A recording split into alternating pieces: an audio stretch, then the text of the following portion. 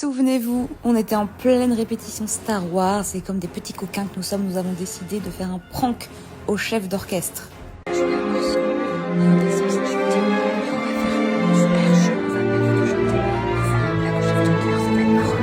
faut savoir que là, on est censé chanter a cappella et archi fort. Attention, prank dans 3, 2, 1...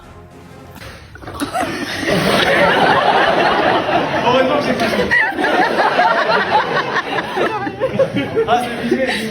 Juste pour le kiff, je vous fais entendre à quoi c'est censé ressembler.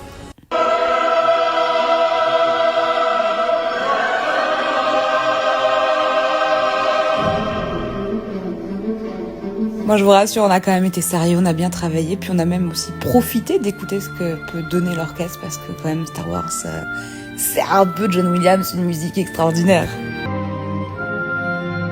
Après cette belle journée, on a pris la route pour rentrer, et puis soirée tranquille à la maison. Mais ça m'a donné envie de vous parler d'un autre sujet qu'on aborde peu dans la vie artistique, c'est la gestion de la fatigue. Souvent, on pense que les métiers passion, vu que c'est une passion, tout va bien, t'as pas le droit de te plaindre, etc., t'es quand même chanceux, etc. Et le but, c'est pas de se plaindre, mais c'est quand même de parler de ce truc que le chant et la scène, c'est pas un métier devant un ordinateur. C'est un métier de corps et donc un métier d'énergie.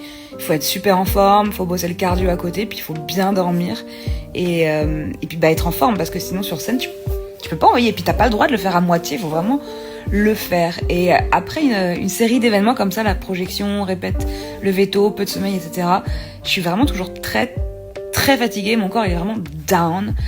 Et il y a 2 trucs que j'utilise pour aller mieux par rapport à ça, c'est l'eau. Je vais beaucoup à la piscine et je fais beaucoup de choses en rapport avec les thermes.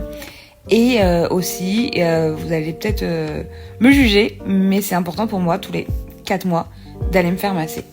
Mais je dois vous avouer que cette fois, j'ai fait un massage pas comme les autres, particulier, et je vous en parle la prochaine fois.